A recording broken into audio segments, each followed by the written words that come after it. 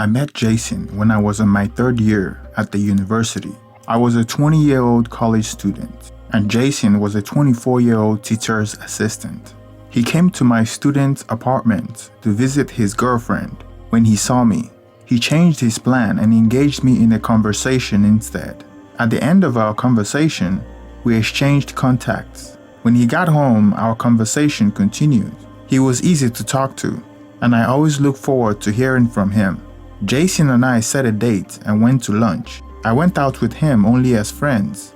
Among the things we discussed on this lunch date was my desire to get back to my ex. Jason said, "Oh, I don't think that's a good idea. There's a reason why the relationship didn't work the first time. If you go back to him now, that reason still remains." Jason had been in a relationship 3 times before, so I figured he was more experienced in these things than I was. I took his advice and didn't go back to my ex. He also broke up with his girlfriend. A month into our friendship, he asked me to be his girlfriend. I really liked him by then, so I said yes. His frequent visits with me on campus made it obvious that we were dating. His ex-girlfriend got to find out about us and got angry. She told everyone that I stole her boyfriend.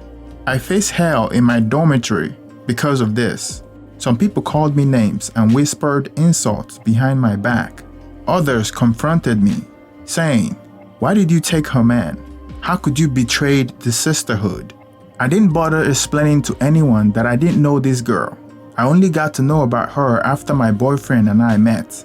No one would listen to me or believe me, so I said nothing. After suffering public anger for 2 months, I advised myself, no man is worth this kind of trouble. Break up with him for your peace of mind. So, I told him that his presence in my life was causing trouble for me. We broke up peacefully and tried to remain friends. After I completed my university, Jason started talking about us getting back together. He told me, "You know what they say, the heart always wants what it wants. My heart has never stopped wanting you. Yeah, you broke up with me because of what my ex was doing to you on campus. Now you're done with school. Why shouldn't we get back together now?" He made a lot of sense, and I was still in love with him. So eventually, I said yes and gave him another chance. Our relationship became a long-distance one. He was living in another state. We all know that where love is concerned, no journey is too far. Jason and I made it a point to see each other twice every month. Along the line, I got pregnant and unfortunately miscarried. After that incident, Jason said, "I want to meet your family. It's time to make things official between us." I was happy to hear him say that. I took him home to meet my family and my dad loved him. My mom, on the contrary, rejected him. She said she didn't support my relationship with him for some reason she wouldn't disclose to us. I prayed about it and talked to her consistently until finally she gave me her blessings. Not long after meeting my family, his 19-year-old female cousin moved in with him. He said she was having problems in school because she was getting in with the wrong crowd. So she enrolled at the local college closer to him so he can tutor her on some of the difficult classes she was taking and mentor her. According to Jason's auntie, who was the girl's mother, she was afraid something bad would happen to her if she continued to live with them in the same neighborhood where she grew up.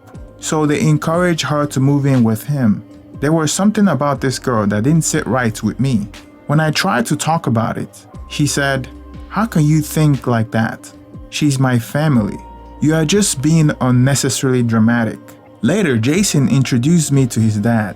While we were talking, Jason brought up my concern with the girl. His father immediately got offended. He said, "That girl is like a sister to my son. There can never be anything amorous between them." He accused me of having a dirty mind for thinking of cousins in such a way. He said, "Never say such things again." I apologized and promised to let it go. After that encounter, I took my mind off it. Jason lives a few hours away from me, so one day I visited him only to find the morning after pill in the girl's room. My instinct immediately told me that she was sleeping with Jason. I didn't have proof, but I confronted him about the pill. I even took off my engagement ring and told him I was done with him. I called the girl and asked her, "What is your relationship with my fiancé?" The girl retorted, "Didn't you ask him?" I was livid. Jason's reaction to everything was, "Yeah, do you know how crazy you sound right now? Just because she's taking the post pill doesn't mean that I'm the one sleeping with her. Why are you doing this?" Truthfully, I felt crazy. I realized that he had a case. I apologized and let it go. I lost my father in 2019. In the wake of our grief, we held off our wedding plans until he was buried in January 2020. After the funeral, I found out that I was pregnant again. I tried for us to quickly get married before I start to show.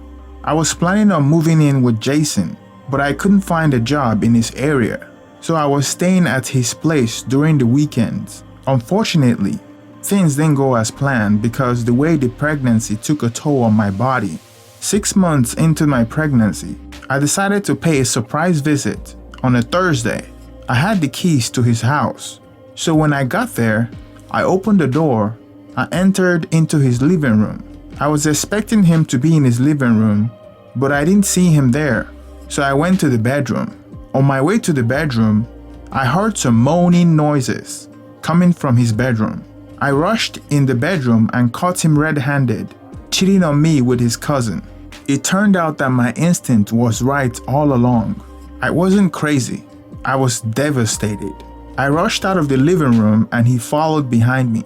I got into my car and drove away as he begged me to stop. I didn't know where I was driving to. I just wanted to drive as far away from him as I could. When I drove a few miles away from his house, I parked somewhere and started crying. I was too deep in the relationship. We were planning to get married, and I was carrying his child, only to find out that he has been cheating on me and lying about it. He was blowing up my phone, but I didn't respond to him for 3 days. I gave it a lot of thoughts. In my condition, I felt like I had no one to turn to. I was 6 months pregnant. I'm planning on quitting my job, and he's my only financial support. On the 4th day, I answered his phone.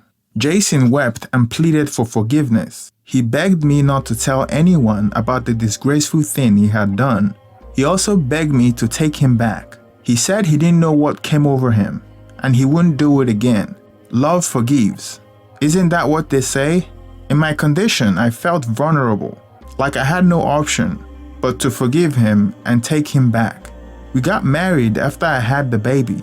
After we got married, I thought things would fall in place and our marriage would be a happy one. I was wrong. Come to find out later, my husband had 2 apartments. One is in his parents' house and the other one is in town. I live in the one in town. The cousin he cheated on me with lives in one of his parents' house. Jason goes between me and this girl.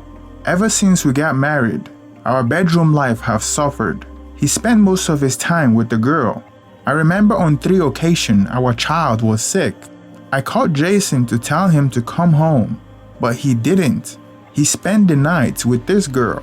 This is how unashamed both of them are. Thanks to me, everyone knows about them now, and they don't care at all. I told Jason's mom and dad about it, and his father was very disappointed with him. His mom called the girl's mother, who was Jason's father's younger sister. She told the woman to advise her daughter to end her relationship with Jason. The girl's mom said she had tried, but she refused to listen to her. At this point, I have no choice but to divorce him.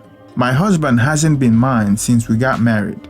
I am tempted to believe that he was under a spell because his behavior is not normal. Why did he marry me if she's the one he wanted? It doesn't make sense. I don't want my child to be raised without a father, but he left me with no choice. Now I don't know what to do right now.